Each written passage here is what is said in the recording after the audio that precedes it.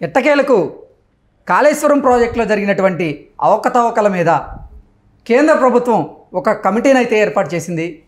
ఈ కమిటీ ఇచ్చేటువంటి రిపోర్టు కూడా ఎన్నికల నాటికి రాబోతోంది. ఈ నేపథ్యంలోనే సర్వత్రా ఒక వార్త అయితే చర్చనీయాంశంగా మారింది.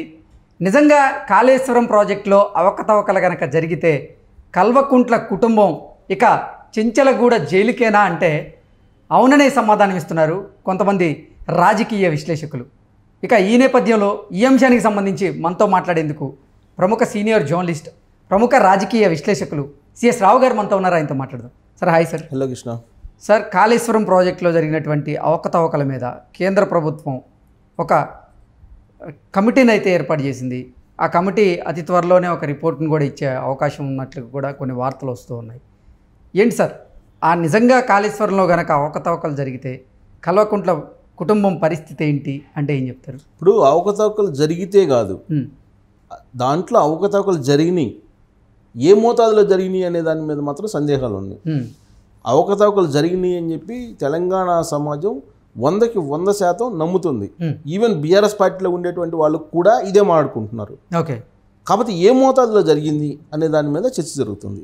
దాని మీదనే ఇప్పుడు కాళేశ్వరం ప్రాజెక్టుకి సంబంధించి రకరకాలుగా తనిఖీలు చేస్తున్నారు. ఏం చేయాలనో అర్థం కాని పరిస్థితుల్లో, కన్ఫ్యూజన్లో ఇప్పుడున్నటువంటి కాంగ్రెస్ పార్టీ ప్రభుత్వం ఉంది అని చెప్పేసి మనం భావించాలి. ఎందుకనంటే తొలి రోజు నుంచి కాళేశ్వరం ప్రాజెక్టుకి సంబంధించినటువంటి అంశం ప్రతిరోజు దాని మీద ఏదో ఒక రకంగా చర్చ జరుగుతుంది. కానీ దాని మీద జ్యుడిషియల్ ఎంక్వైరీ చేస్తారని ఒకసారి, జ్యుడిషియల్ ఎంక్వైరీ చేస్తే అది ఎన్ని రోజులు పడుతుందని ఇంకోసారి, అసలు అది కూడా కాదు సిబిఐ ఎంక్వైరీకి చేస్తే ఎలా ఉంటుందని ఇంకోసారి, ఇలా రకరకాలుగా వినిపిస్తున్నాయి. అసలు దాంట్లో అసలు ఈడీకి సంబంధించి మనీ లాండరింగ్ కూడా జరిగింది. 12,000 కోట్ల రూపాయలు జిఎస్టీ కట్టలేదు ఆ ప్రాజెక్ట్ నిర్మించినటువంటి మెగా సంస్థ, ఒక యాంగిల్, ఇలా రకరకాలుగా వినిపిస్తున్నాయి. అయితే అసలు అక్కడ ఏం జరిగింది అనేది ఇప్పటివరకు తెలంగాణ సమాజానికి పూర్తి స్థాయిలో క్లారిటీ రావట్లా. మొత్తానికి ఏదో జరిగింది అని మాత్రం నమ్ముతున్నారు. ఎందుకంటే ఫోటోలన్నీ బద్దలుగా డ్యాము పగిలిపోయినటువంటి ఆ ఫోటోలు కొన్ని బయటకు వచ్చాయి కదా, కాబట్టి ఖచ్చితంగా జరిగింది అని చెప్పి. సో ఎన్నికల ముందే ఈ మేడిగడ్డ కుంగిపోయింది. ఆ తర్వాత దానికి సంబంధించిన పిల్లర్స్, దాని పియర్స్ ఏదైతే ఉన్నాయో అవన్నీ కూడా సరిచేసేటువంటి అవకాశం ఉందని చెప్పి చెప్పుకుంటూ వచ్చారు. ఆ తర్వాత ఏం చెప్పారు, అసలు ఇది పనికిరాదు, ఈ ప్రాజెక్టే పనికిరాదు, ఇది కేవలం సెల్ఫీలు తీసుకోవడానికి పనికి వస్తుందని చెప్పి కొంతమంది తెలంగాణ వాదులే కామెంట్ చేయడం జరిగింది. సో ఇప్పుడు అసలు ఆ ప్రాజెక్ట్ అసలు రిపేర్ చేయొచ్చా, మళ్ళీ అది వర్కౌట్ అయ్యేటువంటి అవకాశం ఉందా అని అంటే, నా కొలీగ్ నిన్న మన ఆఫీస్కి కూడా రావడం జరిగింది. అతను తోటి ప్రస్తావిస్తే అసలు ఏంటి ఆ కాళేశ్వరం ప్రాజెక్ట్ పరిస్థితి ఏంటి, అసలు మళ్ళీ పనికి వస్తుందా లేదంటే, లేదన్నా ఖచ్చితంగా పనికి వస్తుంది, కాకపోతే వీళ్ళు కొంచెం ఎక్కువ చేసి చూపిస్తున్నారు రాజకీయంగా, పనికి వస్తుంది, కాకపోతే మేడిగడ్డ వరకు పోయింది కానీ మిగతా కాళేశ్వరం ప్రాజెక్టు ఏం కాలేదు. కాళేశ్వరం ప్రాజెక్టులో ఒక భాగం మేడిగడ్డ. సో ఆ మేడిగడ్డ మళ్ళీ రిపేర్ చేసి కాకపోతే ఒక 500 కోట్లు లేకపోతే 10,000 కోట్లు అయింది. 500 కోట్లు 10,000 కోట్లు అన్నాడు ఆయన. అంటే 10,000 కోట్లు అంటే చిన్న అమౌంట్ లాగా చెప్పాడు. అంటే 1,00,000 కోట్లతో పోల్చుకుంటే 500 కోట్లు అనేది చిన్న అమౌంట్ అని ఆయన భావించి ఉండొచ్చు కదా. కాదు 95,000 కోట్లు అయింది మొత్తం ప్రాజెక్ట్కి. ఈ మేడిగడ్డకి 15,000 కోట్లు అయింది. మొత్తం కూల్చి మళ్ళీ కట్టినా 10,000 కోట్లు అయ్యింది. దాన్ని పెద్దగా చూపిస్తున్నారు అని. 10,000 కోట్లు అంటే చిన్నగా చెప్పాడు. నాకు ఆశ్చర్యం వేసింది. నేనేం మాట్లాడలే. అంటే 1,00,000 కోట్లతో పోల్చుకొని ఉంటారు సార్. అప్పుడు ఆ మొత్తం కట్టడానికే 15,000 కోట్లు అయింది మేడిగడ్డ. కూల్చి కట్టినా కానీ అంతకన్నా ఎక్కువ కాదు, దీన్ని పెద్ద చేసి చూపిస్తున్నారని చెప్పి చాలా లైట్గా 10,000 కోట్లు అంటే చాలా చిన్నగా చెప్పాడు. అంటే నాకు అర్థమైంది, ఓహో ఈ బీఆర్ఎస్ పార్టీ వర్షన్ ఇది అని. నేను దాన్ని ప్రొలాంగ్ చేయలే. 10,000 కోట్లు అంటే చిన్న విషయమా, మొత్తం కూల్చి కట్టిన 10,000 కోట్ల కన్నా ఎక్కువగా దాన్ని పెద్దగా చేసి చూపిస్తున్నారు వీళ్ళు ప్రభుత్వం అని చెప్పి అతను నాతోటి పేరొద్దు, నా కొలీగ్ అన్నమాట. నాకు ఆశ్చర్యం వేసింది. ఇలాంటి వాళ్ళు విచిత్రం ఏంటంటే, ఇలాంటి నా కొలీగ్సే చాలామంది ఉన్నారు ఇలాంటి వాళ్ళే. ఇప్పుడు ఆ ప్రాజెక్టు మొత్తం పనికిరాదన్నా కానీ, కేసీఆర్ కేసీఆర్ కట్టాడు, 5 సంవత్సరాల పాటు ఇచ్చాడు కదా నీళ్లు, చాలు 1,00,000 కోట్లు 95,000 కోట్లు అయిపోయినా కానీ మొత్తం కాళేశ్వరం ప్రాజెక్ట్ అయితే కట్టాడు కదా, దాన్ని రిపేర్ చేసుకోవడం 5 సంవత్సరాలు ఈ పార్టీ రైతులు లబ్ధి పొందారు కదా, దాన్ని రిపేర్ చేసుకోవడం కాంగ్రెస్ చేత కాలేదు, అందుకు పోయిందన్నా అని చెప్పేవాళ్ళు కూడా ఉన్నారు. అంటే అంత వీరాభిమానులు ఉన్నారు. వాళ్ళకి మనం ఏం చెప్పలేము. కానీ తెలంగాణ సమాజానికి జరిగినటువంటి అన్యాయం ఏదన్నా ఉందంటే అది ఒక్కటి చాలు కాళేశ్వరం ఒకటి చాలు. అసలు కాళేశ్వరం మీదే ఎన్నికలకు వెళ్ళిపోయారు కదా సార్ కేసీఆర్. అదే చెప్పేది, కాళేశ్వరమే నాకు ప్రధానమైనటువంటి ఒక అస్త్రం అన్నట్లుగా ఇప్పుడు కేసీఆర్ ఏదన్నా చేశాడంటే 3 అంశాలు చెప్తుంటారు. ఒకటి ఏంటంటే 24 గంటలు కరెంట్ ఇచ్చాడు, తర్వాత వాటర్ ఇచ్చాడు ఇబ్బందులు లేకుండా, తర్వాత కాళేశ్వరం ప్రాజెక్ట్ కట్టాడు, ఇంతకన్నా ఏం కావాలి అని చెప్పి చెబుతుంటారు. నీళ్లు నిధులు నియామకాలు అనేటువంటి కాన్సెప్ట్ తోటి తెలంగాణ ఆకాంక్ష అని చెప్పి తెలంగాణ ఉద్యమం తీసుకొచ్చారు. తెలంగాణ వచ్చిందండి. కేసీఆర్ ఏం చేశారు? కరెంట్ ఇచ్చాడు, నీళ్లు ఇచ్చాడు. ఈ రెండు కేసీఆర్ ఇచ్చాడని చెప్పి భావిస్తున్నారు.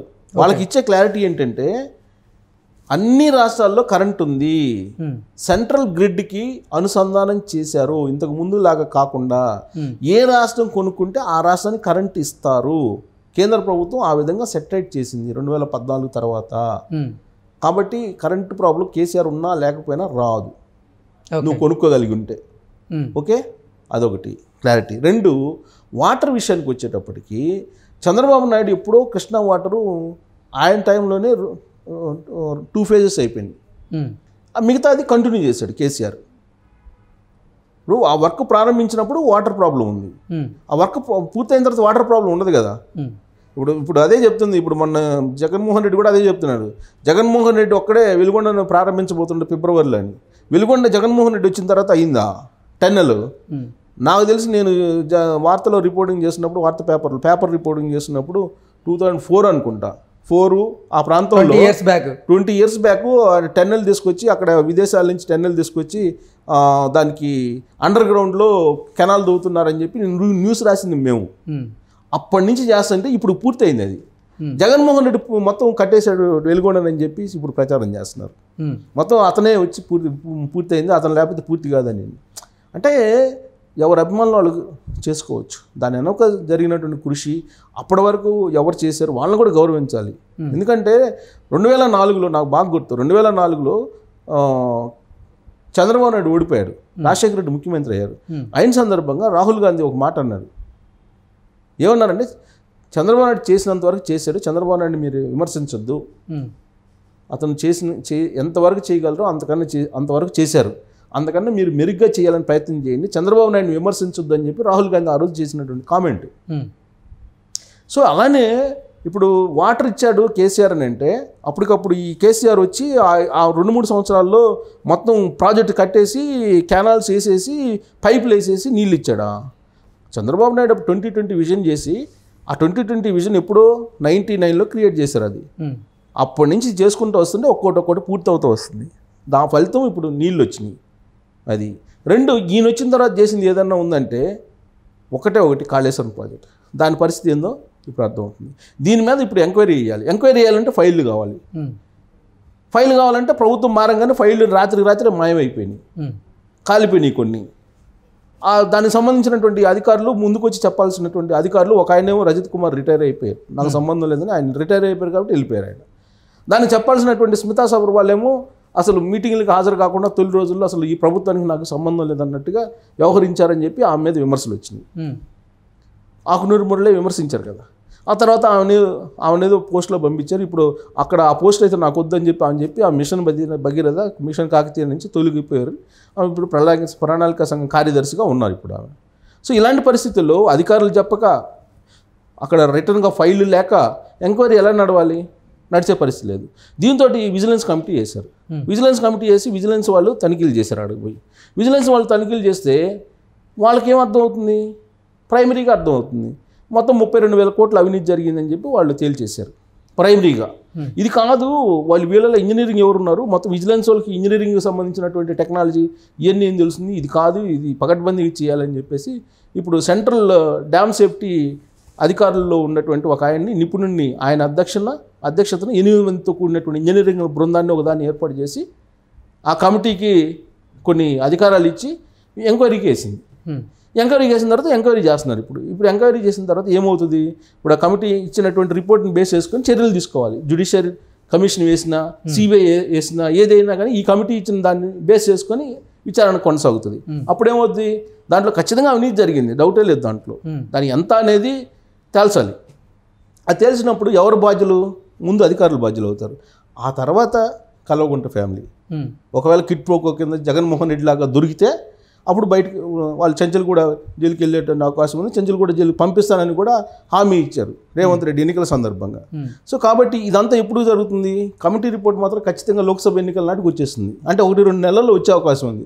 దాన్ని బేస్ చేసుకుని లోక్సభ ఎన్నికలకు వెళ్ళేటువంటి అవకాశం ఉంది. ప్రచారం కూడా దాన్ని ఆ కమిటీ ఇచ్చిన రిపోర్ట్ని బేస్ చేసుకుని చర్చలోకి పెడతారు, రాజకీయ చర్చలు. బీజేపీ పెద్దలు నిజంగా ఇక్కడ బీఆర్ఎస్కి అలాగే కేసీఆర్కి చెక్ పెట్టేందుకే ఇప్పుడు ఈ కమిటీని ఏర్పాటు చేశారా?